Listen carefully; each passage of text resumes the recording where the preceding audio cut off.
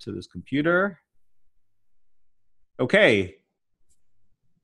Hello, everybody. I'm Howie Ree, and I am interviewing Kasper Kubica of Carpe Lotion. Hello. Hello, Kasper. Thanks for joining us. So I'm really fortunate that I've gotten to know Kasper over many years, and we're going to go through his story. And the purpose of this video is to really focus on that transition from actually being in your dorm room or apartment when you're in college or in a program at school.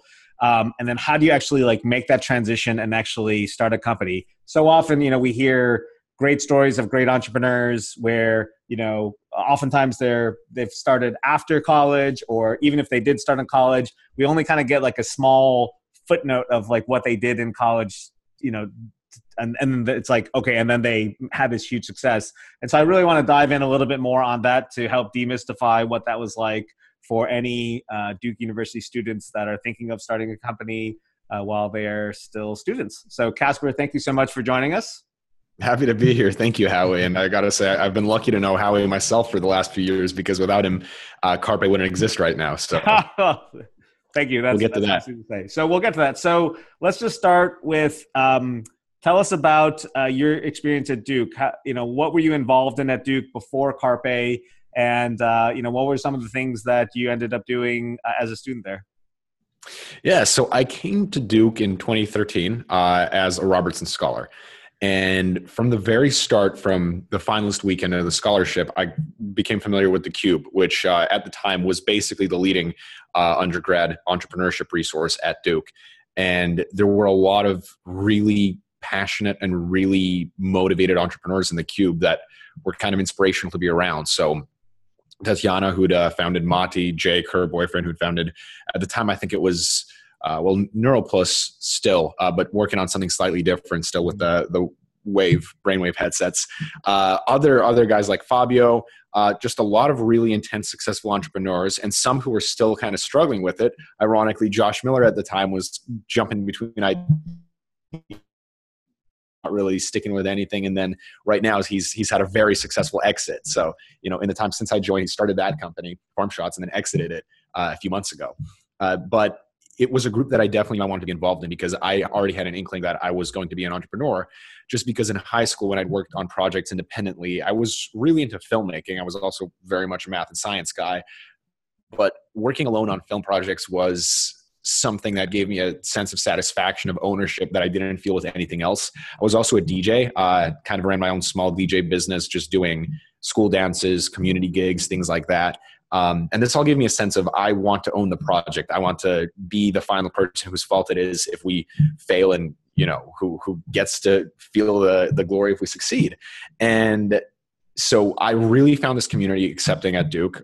Came in as a freshman in the fall, pretty closely started already associating with the Cube, and also joined Duke Center Broadcasting because I was still very much into filmmaking. That freshman fall, I did a lot. I wrote for Tower View. I don't know if they're still around, but they were the magazine part of the Chronicle. Did 2 investigative pieces there. Joined Inside Joke, which was Duke's sketch comedy group. Joined WXDU for a bit. I think that's the name of the radio station, right? It was only that semester. So I was doing a lot freshman year. But through it all, I remember during O Week, the night at the Nasher, I sat down on a bench, pretty bored, and just started talking to the guy next to me, who I recognized from my dorm, from my hall, second story Brown. And his name was Will Floyd Jones. And he was the most interesting person I'd met at Duke so far. And he was basically also a freshman, but an electrical engineering student who'd done all these really, really interesting projects in high school. He'd built really cool stuff. He'd coded some really interesting apps, and was working on a new, or was looking really for a side project. And we spoke for about 2 hours, really got to know and like each other. And I said, look, when I was a DJ, I was really wanting to make a light system that would allow me to put on a much more professional light show for my mobile gig, give me a lot more control with all these little moving heads, but at an affordable price. And he said, that's kind of boring compared to the stuff I've been working on, which is like advanced motor control.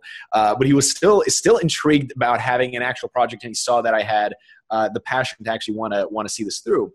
So we started working on that together. We called it Mantis Head Turner. We put it in the Duke Startup Challenge, the Duke Steam Challenge. I think if you look online really closely, you can find our videos for that, which are very chintzy and embarrassing right now. But didn't do that well in the Startup Challenge because I think that was my first experience with Howie. And Howie said, you guys don't have anything here that you need to be a real company, which is, of course, the first thing to learn. But, I was seeing people succeed and fail at the Cube. I was starting to learn what it took to really go from an idea to a startup, what was really important, what wasn't as important. And the biggest practical experience was definitely this project of Mantis. I wouldn't call it a startup by any shot, but it was a project. We were working on the prototype, and we dropped the Startup Challenge. Eventually, we risked it all on the Steam Challenge, got to the final round. It was a $10,000 grand prize. We were the only company that had an actual prototype, had an actual plan sort of to market. Didn't explicitly say we're just doing this as a pitch competition because other competitors said we have no intention of working on this. This is just a pitch competition. So we thought we've got this in the bag. And I remember we pulled a double all-nighter right before it to finish up the prototype. And when we get to the stage, it was Sam Morton, this third student who was working on the project with us as the mechanical engineer. Will was doing the electrical engineering. I was doing the software for the app that controlled it. And the machine kind of worked. It moved around a little, and we said, hey, look, it's got lights. Sourcing parts for it that was probably the biggest lesson in practical operations that carried forward into Carpe, because we were sourcing parts from China. It was really interesting, but just for the prototype. But, I'd written out this really elaborate script for the presentation, this whole Steve Jobs-esque show. And I had my lines memorized. Will had kind of looked at them, so he kind of could refer to the script. But a big part of it was because Steam was all about art and the intersection of STEM and arts. I don't know if that's still a thing that they're going for. We really wanted to upplay the artistic aspect of this. So we said, light is very important. It's a whole show unto itself. So we decided to do the whole thing in the dark with a lot of light elements coming from the machine and from the projector behind us. But a lot of the time was just completely blacked out. And so you could not read your script. And Sam came out. And when it came time for his first, he pulls out the script from his pocket, he unfolds it, he turns on his iPhone flashlight and starts reading it line by line in front of the entire auditorium. And it just kind of went downhill from there. So we were thoroughly demoralized after that. There were a lot of things that were preventing us from continuing that idea in terms of we really didn't have any market validation. The prototype was far too complicated. Yeah. Just to interject, so that was freshman year. That was the end freshman year. That was the end of freshman year. Freshman spring and or first year spring. And what year was that? Just so we can know chronologically where we are. 2014. Sorry, 2014. Spring of 2014. So we started 2014. Okay, got it. Spring of 2014. Okay, so what happens next? Well, we abandoned it right after that, and I learned a lot of lessons, primarily in what you need in a team, what you need in a plan, what you need in a product. And while Sam and Will continue to be really, really great friends with me today, at the time, they just weren't the right co-founders because we were all sort of cynical nerds. And I think, you need a balance. And we'll get to this when I meet my co-founder, David, a few months later.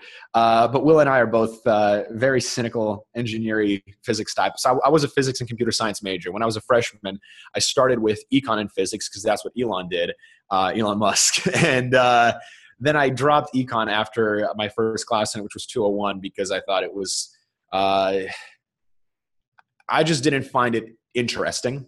And I picked up computer science because that's something that I should have been doing for a long time, hadn't really done before except for side projects where I was just coding video games or something. And I said, wait, this is really easy. It comes easily to me. I really like discrete math. I don't like the continuous math of physics. I really like discrete math, and computer science is all just applied discrete math with problem solving. And it was so much fun. Computer science became a really, really rewarding and honestly pretty easy major for myself. I had a blast doing it. Physics was incredibly hard, hardest thing I'd ever done. So computer science, easiest major I ever did. Physics, hardest major I ever did, but I only did 2 majors. So not too much points of comparison there. And then coming into the summer of freshman year, the Robertson program has all of its outgoing freshman scholars spend the summer basically interning at nonprofits in 3 areas, in New Orleans, and then 2 are in like Mississippi, Kentucky, somewhere around there in smaller towns. The New Orleans one is always the famous big one, always in the same spot. And there were 11 of us scholars there living in an apartment made for 3 people. So we were very, very intimate and working in these internships in New Orleans. And mine was at the Good Work Network, really great organization. It's just a community support organization that helps people in downtown New Orleans start small local businesses. So there was a lot of ex-convicts, a lot of people recovering from Katrina that had a lot of entrepreneurial drive, but just needed some business skill and some backing to get started. So that was a really interesting group to be exposed to at the time. It wouldn't be what y'all consider startups per se, because none of these companies had ambitions of making a product that goes national, but these were bakeries, these were local black car services, and it was really cool. And at the same time, it was the night of June 28th. I'd been starting to get to know David Spratt, another scholar there. He was a UNC scholar. I was a Duke scholar, but we were living together. I started to get to know him a little bit better, and he pulls me to the side on the night of the 28th, which was actually his birthday, and everybody else had gone to bed at the time, and I was about to go to bed, and we sit down on the couch, and he said, "I've got this idea for making a lotion that stops sweaty hands." And I said, okay, that's interesting. I mean, sweaty hands suck. I definitely have a problem with sweaty hands, but why? He says, well, it's been huge for me for the past couple of years. Since senior year of high school, I really started thinking about what can I do to stop sweaty hands. I went to a couple of dermatologists. They said there's only really prescription treatments available. There's nothing like armpit anti-perspirants for the hands. And Kasper, I want to launch 3 product lines, one for athletes, one for regular people, and one that's extra strength in the next 3 months. And I want you to make the Kickstarter video. And I said, all right, well, I can make a Kickstarter video in 3 months. You can't launch 3 products in 3 months. And we don't even know if there's a market here. We don't even know if there's any competition. He said, the dermatologist told me there's nothing out there. So I pulled up Google, and there were products out there that were trying to stop sweaty hands. And they all had 1-star reviews, but they were out there. And he looked a little stunned. And I said, this is a bad idea, but let's investigate it. So we ordered a few of those products, and they really, really, really sucked. But there were so many people out there who were looking for those products, looking for a solution. And, we ourselves were wanting something like that. So we said, there's got to be something here. And it wasn't even so much that we thought we'd stumbled onto a great idea. It wasn't so much that we thought we had the particular skill to create a product that nobody else could. But we really quickly realized that our skills were so complementary, that our perspectives and worldviews were so complementary, that I hadn't met prior to that anybody who I worked with as well as David. Like, I stopped wanting to go to the internship. I started wanting to spend every day with David, and he did likewise, just working on this idea and working on how we're going to make it happen. And that's what ended up happening near the end of the summer. We were just going to a cafe every single day, brainstorming this, trying the other prototypes, thinking, how could we do this ourselves? David had been already experimenting with some formulas just based on research he'd been doing, based on some chemicals he'd been able to obtain from companies. And we got into the 1789, which is just the incubator at UNC that lets in any student by default, even if you just have an idea. And so we got back to school early that year. I remember we early just so we could go to the 1789 orientation, which ended up being a 5-minute chat with the guy who ran it. And we said, oh, wow, we flew in a week early for this. But we started working on the business in earnest. And it was David and myself, and at the time, a few other friends that David was casually looping in. I can dive into my whole philosophy of what it takes to really start a company in the early days, but I had a lot of exposure into successful and failed attempts at startups via the Cube and via Mantis. And I think a lot of the other perspectives circling in the air at that time were naive and unrealistic, and very focused on kind of what a lot of people come into college, thinking about biz dev and just making deals. And, the marketing's easy, the product dev's easy, which those are the 2 hardest problems. And it's all about ideas, which is very, very false. So a lot of people, once the challenges started coming along, dropped off very quickly. So it ended up being David, myself, and Chris Jenks, who was a chemistry student at UNC, who was helping us with a prototype. So we spent a year and about over 60 prototypes working on this lab bench in Chris Jenks' dorm room, because he had of the three of us, he lived the least in student housing. He was technically still in student housing, but it was kind of like central, but at UNC. So very deregulated, and people weren't housing wasn't noticing the packages coming to him from all the chemical supply companies we were getting these samples from to start whipping up these formulas. So he set up this lab kind of in his dorm room, and we would just meet every couple days and review the newest formula he made. David and I would take it out and start testing it with our friends. And through this all, I started talking more and more with Howie and started talking more with, other people at Duke INE, more involved in the Cube. And at 1789, they would bring in other investors. This Blackstone Entrepreneur Network, I remember in particular, came in. All the 1789 companies pitched to them, and they would just give us feedback. And we did a lot of the Duke pitch competitions, the UNC pitch competitions, really just to get the feedback on, what are we doing right? What are we doing wrong? And the biggest thing we kept hearing from everybody, which was the right thing to say, was that we have no market validation, that we're working on this prototype, but we have no proof that anybody's going to buy it. And all of our answers that we said, well, we see other competitive products online, people must be buying those. That wasn't really sufficient. We went out, we were surveying people at Duke. We went out to the Bryan Center with iPads with just surveys on them, and we asked 100 people, like, would you buy this product? And obviously everybody says yes, because they want to be nice to you, but that wasn't real validation either. And we got to this point come spring where we were close to having a prototype that would work, but we had no proof that it was going to sell, and we had no money and no way of actually getting it to scale. Through this all, I was doing a lot of regulatory research about, So this you is got a question spring, or no? No. Just to be clear, this is spring of 2015. This is your sophomore spring. Sophomore spring 2015, we're around prototype 40 here, right? Yep. So the prototype is being developed in the dorm rooms, and talking with Howie more and more now. I remember the previous spring at the Cube, a few people had done Melissa and Doug Entrepreneurs, and I knew I was way too early stage for that. But a week prior to the deadline in the spring of 2015, one of them said, you need to apply. I see how much you're working on Carpe right now. This is a serious company that you're really interested in pursuing, and it's going to, Howie's going to like it. You're going to make it into Melissa and Doug. So I remember filming the application video from 1789, and, Howie said yes. And then I started getting even more involved with Duke INE. And around that time, I will say I missed one major thing. One major thing was in the fall, late in the fall, maybe around prototype 10, there was this pitch party. They were calling it at UNC. It was the early stages of their idea of the Duke Startup Challenge, but I don't know, the Carolina Challenge, Carolina Cup, something. And there were 50 startups, each had a table, and all these local investors and entrepreneurs coming around and saying, all right, this is a good idea, this is a bad idea, just handing out fake dollars to say if this is a good idea. And I don't think we got any. I think we just got a lot of very negative feedback about the idea, a lot of feigned interest. And that was a really depressing night for me. After we learned, in the prior months, just how difficult this was going to be in terms of getting it to market, how expensive the production was going to be, all the regulatory concerns that meant we had to do certain tests we had to produce via an OTC certified facility. We couldn't just whip this up in our dorm room once we went to production. So we needed minimum production runs. We didn't have any money. We didn't know if any of this would sell. And that was a night a lot of Cube alumni came back. I think it was, the senior weekend. We've got one coming up in a couple weeks, or not senior, but, alumni weekend at Duke. That's what it's called. And so we went out to Pitchforks, or whatever it was called at the time, because they keep changing the name of that place at the, was that basement food place on West Campus, and was talking with him about everything that's going wrong. And, I didn't know if this had any chance of being successful.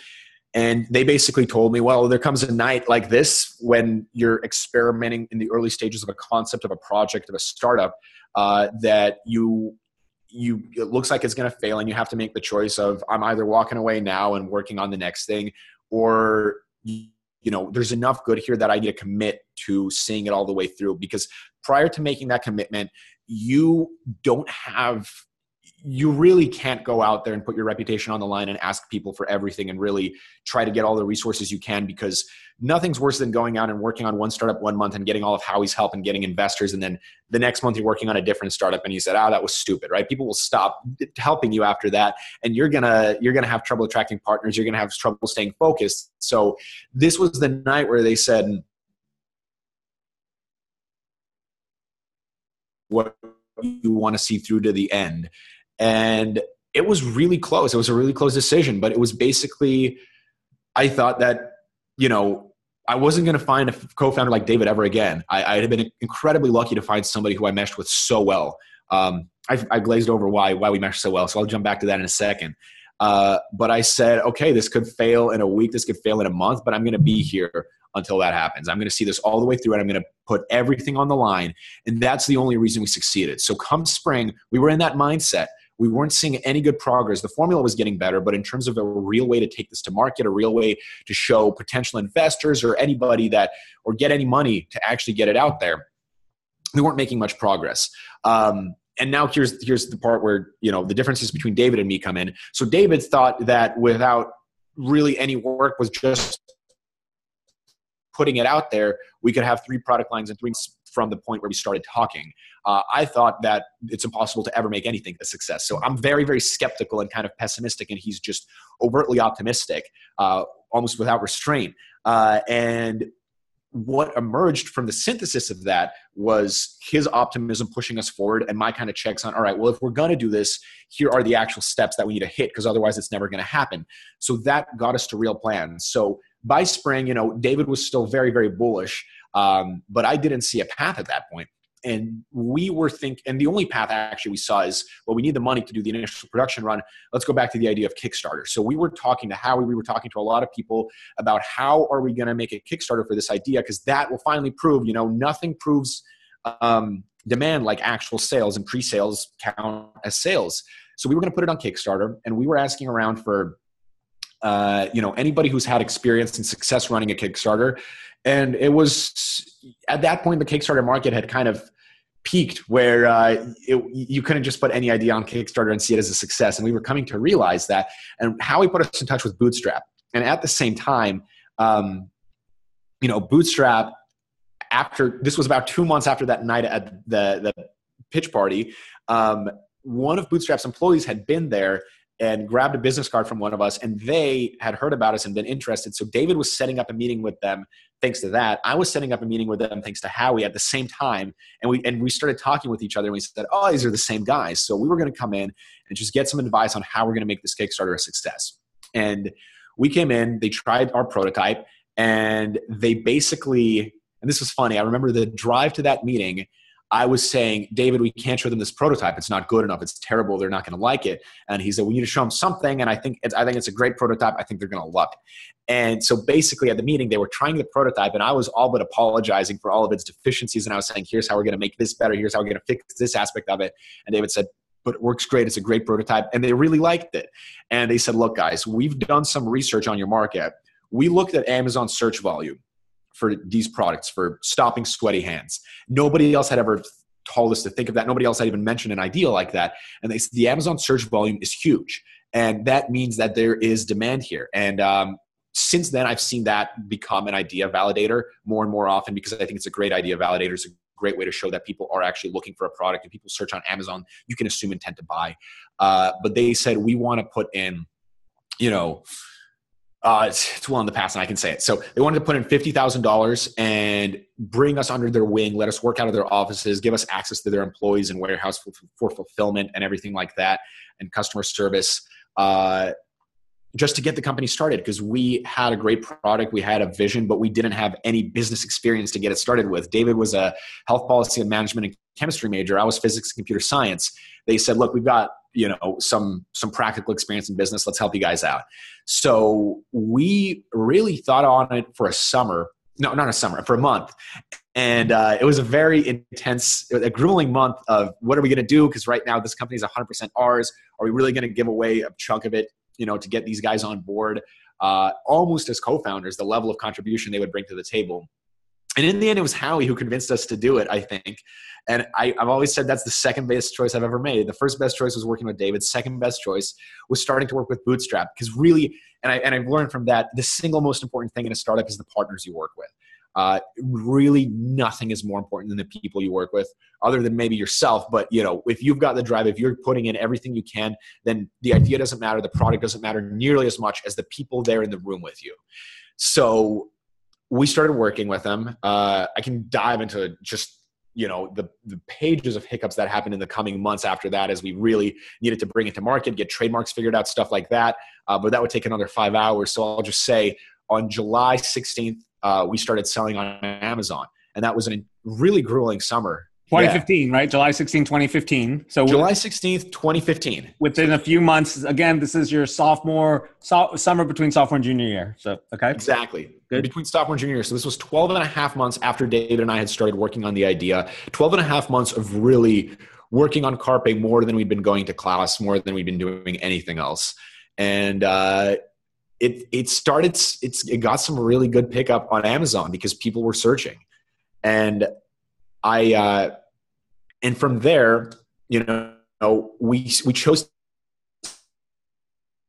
to stay in college for the remaining 2 years we had of college because college was free to us. So we, it made the economics of the business a bit easier.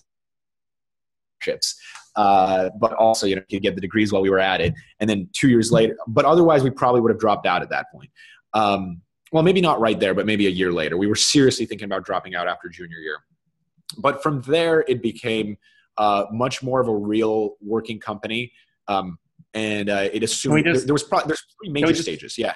Can we just dive in a little bit more? So let's just go back to July 2015. So you launch on Amazon and you're saying like things, you sense some traction. What did that look like? You had, 5 orders the first week. You had, 50 orders the first week. And just talk us through that a little bit because that's a really important inflection point. I mean, it could have fallen flat. So just tell us a little bit more about that. Well, Bootstrap taught us so much. And it's just, if I was actively mentoring somebody in the stage, I could maybe convey a quarter of the lessons that they invoked in us. Right now in this video, I can maybe convey 1%, but one of them was that PR is the way to do a company launch. And there's nothing in marketing that's going to be as easy or reap as good of returns as PR in the early stage if you know how to do it.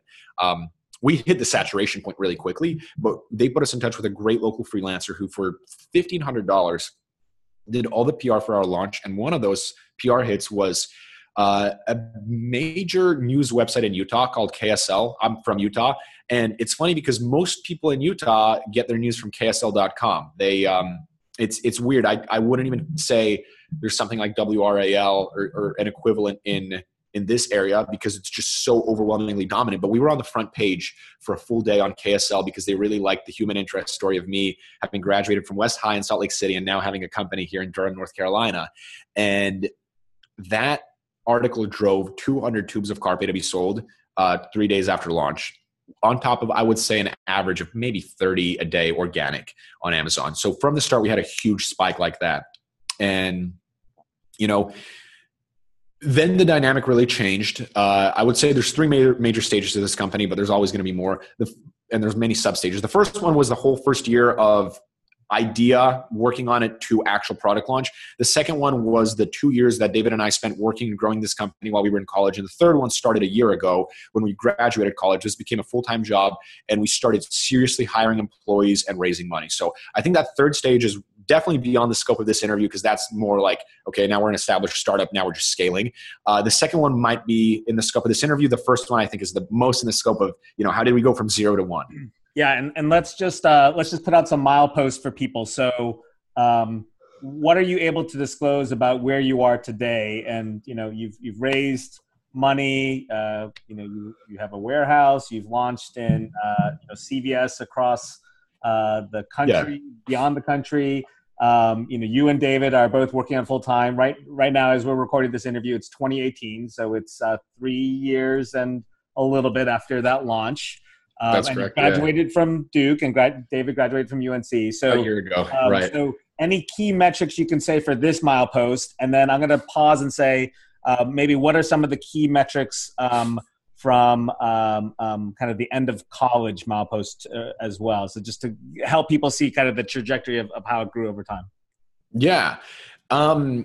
Every startup is different in terms of what key metrics matter. We are much more revenue heavy than comparable startups at our stage just because we are very much product focused. But I will say that some of the universal metrics we can look at is right now we're at about 10 employees. We're in 8,000 CVS stores nationwide. And those CVS sales are a tiny fraction of our overall revenue, which is primarily Amazon and our website.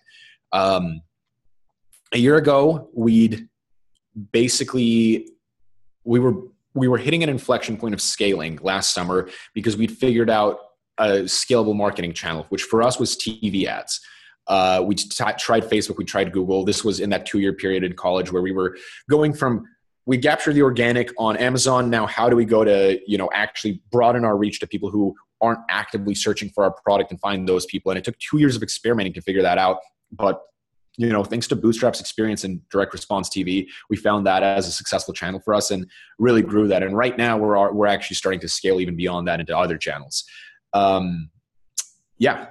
Cool. So one thing that I want to talk about with you that we really focus on in Melissa and Doug Entrepreneurs, and it's funny, I've been watching Y Combinator's Startup School, and they focus on as well. I didn't realize how much they focused on it. So the way that Melissa and Doug Entrepreneurs likes to say it, that Melissa Bernstein herself says is, create a product that people are clamoring to pay for. That's kind of a catchphrase that we've been iterating on and using. And it's funny because Y Combinator's version of it, and I just saw Sam Altman give a talk. He said, create a product that that people will tell their friends about. So kind of talk about the virality of it. And Sam says it's 80% of the success of the startup is creating that thing. I think Melissa would argue that might be true as well. So we've talked a little bit about PR. We've talked about marketing. We've talked about TV ads and stuff like that, which is great. So again, just to go to Melissa again, she says that's the second part of, being successful in the company is you have to have great sales. Basically, you have to really get out there. But let's just focus for a second on the first part. You mentioned that you did a ton of different prototypes of Carpe. And at the point when you launched, where do you think you were in terms of 0 to 10, 10 being high, 0 being low, in terms of like having a product that people really wanted in July 2015? Like, do you think you had nailed it? Were you close? Have you changed a lot, in the 3 years since then? Talk a little bit about that. I don't know. Spilling the tea. We're in a position where, unfortunately, the formula that we launched with has to be the same formula we sell today because of regulatory, right? We can't be formula swapping out because we need to do all these tests. So this is interesting because the formula was there. How people experienced it is something that's evolved and gotten better and better. We learned a lot about what works in terms of usage. We learn what doesn't work in terms of usage. We learn how to position it in a way that's really helpful to people. So it's interesting because, the product dev for a year of 60 prototypes was our conceptions of what we thought people wanted. And we aimed to get that better and better and better with a big focus on efficacy, with a big focus on non-irritating, with a big focus on not leaving residue. And when we launched, we had a product that definitely hit all those boxes and was great, but didn't create an entire user experience around itself that was ideal. And that's something that, despite having the same formula, we've been able to evolve and grow for the past couple of years. So let's just dive into this just a little bit. So the 3 characteristics that you focused on were that it wouldn't leave a residue, it wouldn't irritate or itch your skin, and say the third one, it would just efficacy is the most important one. Okay. So let's just maybe take a guess that for those 3 things on a scale of 1 to 0 to 10 by July 2015, you were at a what? Well, the non-irritation is a 10. There's very rare like allergy to the eucalyptus in its skin irritation. The residue, probably an 8 of where we wanted. And that was a big thing that you iterated on over the 60. I remember. Oh yeah. You tried to make the feel good and not too dry or powdery. I think or tacky was kind of another thing you talked about. Yep. Efficacy was weird. So efficacy is the thing where certain people had an amazing experience with it. Just absolutely no sweat. 10 out of 10. They put it on and they say, "This is amazing. I love this product." And a few people had like a 3 out of 10, and we couldn't figure out for the life of us why. And, since then we've done a ton of research, a lot of reading of primary literature, and we found a lot of speaking with dermatologists. We found there's And we don't need to go into your secret sauce there. I don't want to reveal. Yeah, but there is a lot of variety. No, there's nothing secret about this. There's a lot of variety in how people respond to antiperspirants was one of the things we found out. So there's people who are going to love this, and there's people who aren't going to love it. And this is a big thing about people loving your product that I think it took me a second to realize. Who cares if 80% of people love it and 20% of people don't focus on converting the 20%, focus on growing the 80% and, giving those people an incredible experience. So this is where David and I had slightly different philosophies, and David was 100% right, because David focuses on the positive. I focus on the negative. Because I focus on the negative, we no longer have typos, huge UPC barcode errors and stuff on our packaging. But we also, thanks to David, we didn't basically shut down the company until we figured out, like, why aren't those 20% of people having a good experience? We said, how do we make the experience for the 80% of people better? So what are they doing that makes the product work well for them? And we learn about usage patterns. We learn about expectations. We learn about situations in which they're using it and when it actually works great. And that's what we focused on. And that's what we realized the product is delivering. And we found that some of the expectations we had just didn't hold water at all about who was going to be using the product and how they were going to be using it. We thought that the primary user was people who, like us, had rare situational sweating, or more like me, David has more severe sweating, had rare situational sweating before dates, before meetings, and just wanted an extra boost of confidence.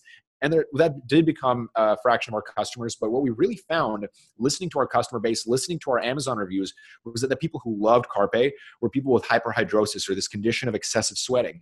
And then we found that the majority of people who didn't mention they had hyperhidrosis, once they described how they sweat, it completely matched the clinical descriptors of hyperhidrosis. So at the time, research was showing 1% of the population had this. And we said, all right, so is this our market, 1% of the population who really sweats profusely from the hands and feet?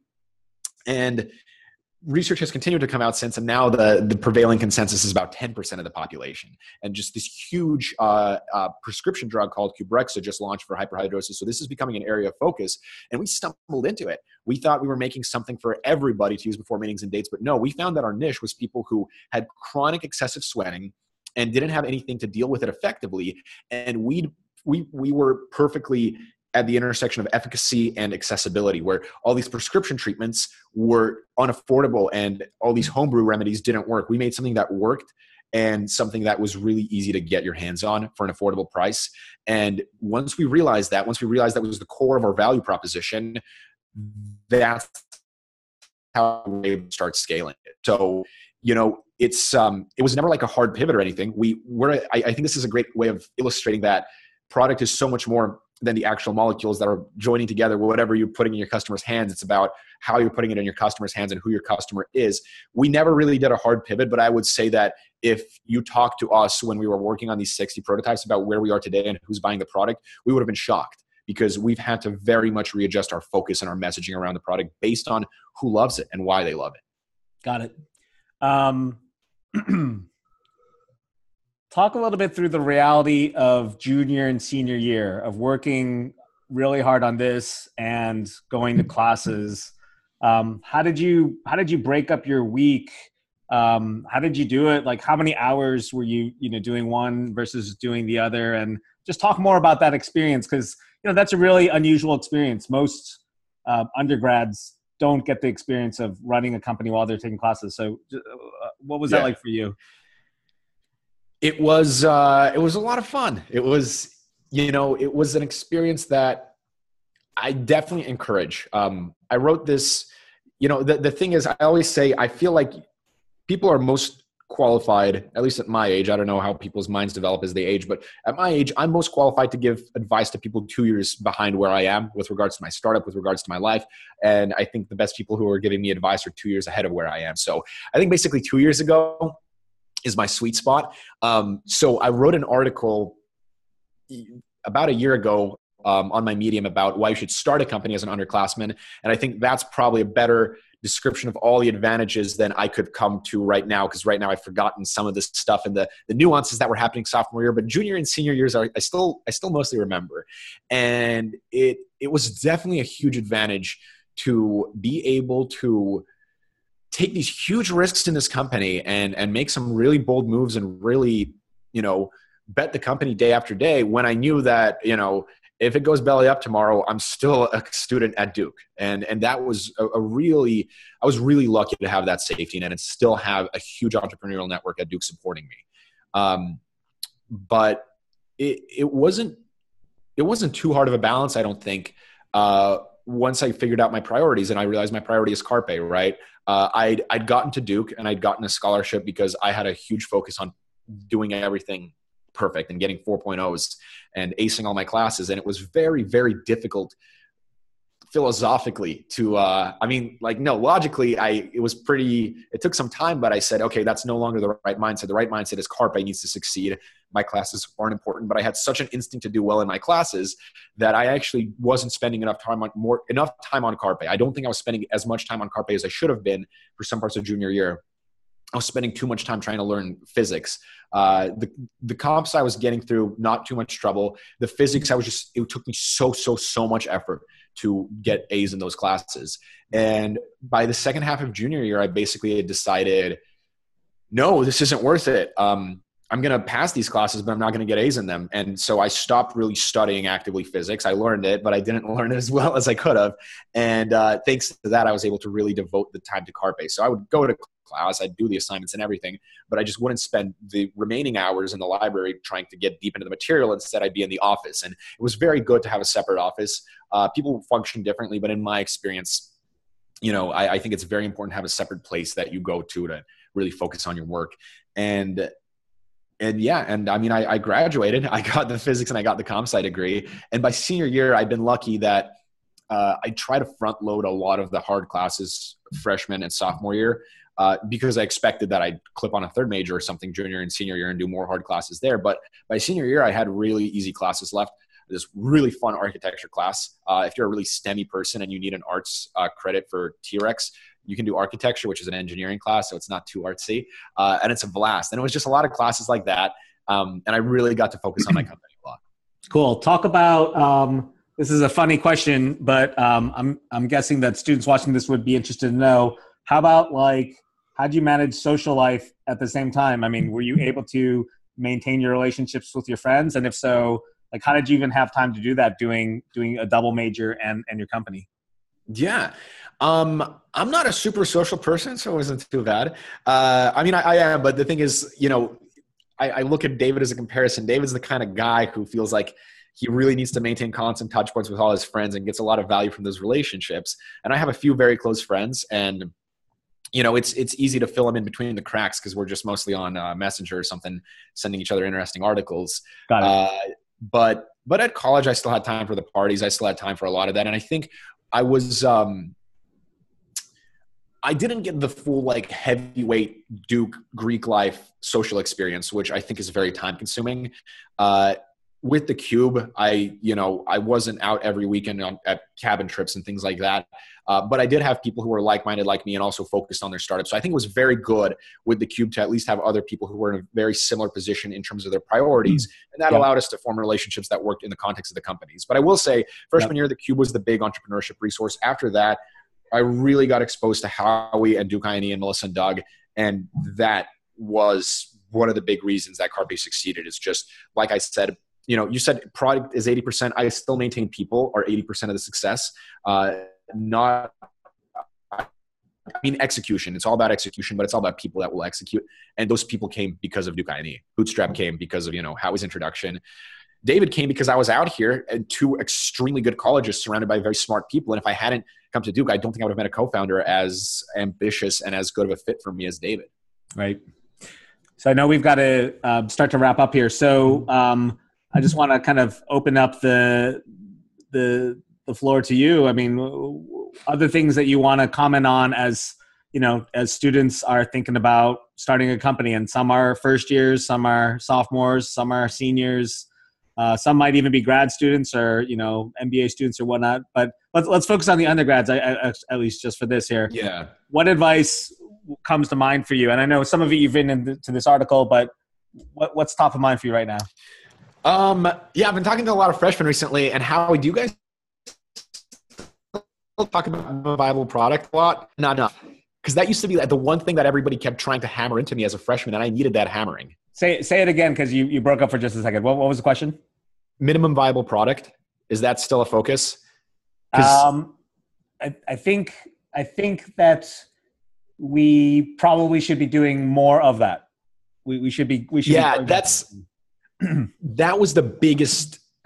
I mean, I'm missing nuance here for sure, but of all the things that were hammered into me freshman year by the other people who had companies who were actually doing well, that was the single most important one. That all my ideas had these elaborate endings, and a lot of people that I talk to who are early in an idea phase are really thinking about $1 billion company, and they're not thinking about their first customers. And you need to think about, what are your first customers? What's the minimum you can get them to actually start engaging with your product, to start paying for it, and create that first. It doesn't mean that's your final product, but it means that get something out there. Like our first formula, which is still our formula, we had to spend a lot of time on the formula, but in terms of the positioning, the marketing, the branding, we kind of slapped it together because we said, we don't know what's right. Let's get it out there. And then we started learning what people responded to and started building on that.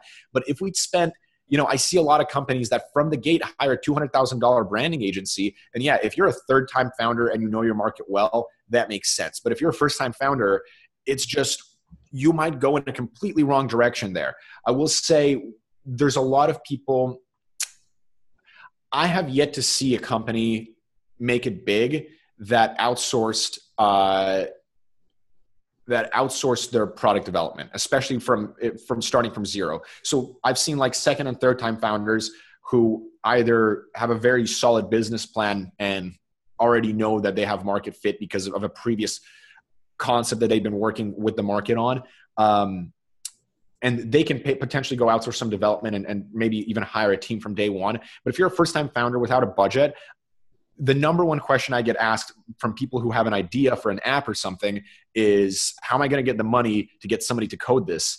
And I'm saying, okay, that's like 8 steps ahead, because I've seen people somehow figure out the money to get something coded, and then it flops, and then they realize, oh, I need to change this in a big way, and then they need another sum of that money. So you need rapid iteration at the start, like as much as possible. You really need that minimum viable product, and I really think you need to make it yourself.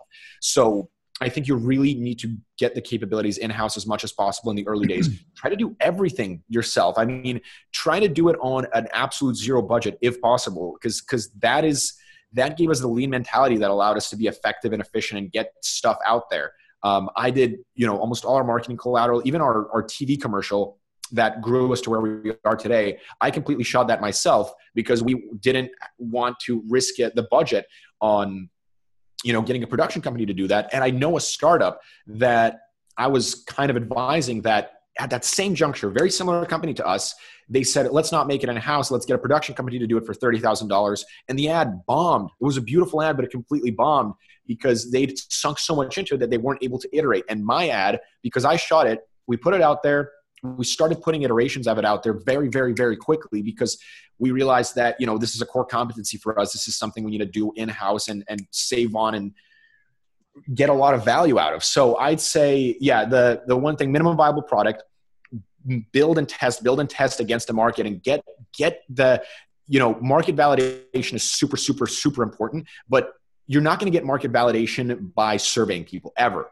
You're going to get market validation with minimum viable products that take as little time as possible to put together and might not even be anything close to the final thing you want to do, but you've got an idea. You've got an idea of like, this is an important problem to solve. People want this problem solved. Here's a very simple way to take a small step towards solving that problem. Let's see if people are willing to engage with it. Paying is the ultimate proof that you've got something people are willing to pay for. That can be a startup. But in the early days, even if you get people using it on a daily basis, if they genuinely are using it because they like it, not just out of generosity to you, that's a very small step away from paying. So this is all kind of blended together, but I think that's the most important idea. And the second most important idea is, if you have a technical idea and you're not a technical person, then find somebody that you love working with, and don't be afraid to give them 50% of the company, because you want that level of dedication from them. If your product is going to be so important and they are the product, they are creating the product, your technical co-founder should have half the company. Or learn to code yourself, because it's so easy. Coding is so much easier than people who don't code realize. a person who didn't code for a very long time, and I said, this is insane. And once you get into it, you can learn to code functionally in a few hours, and you can learn to build almost anything, following great tutorials online these days in a couple months. So that's my advice to very early stage. That's great. Well, I know we got to let you go, Kasper, but thanks a lot. Maybe we'll do it again and do part 2. But love great to chat see again. You, and we'll talk again soon. Great to see you too, Howie. Thank you so much for this. Have a good one. Thank you. Bye-bye.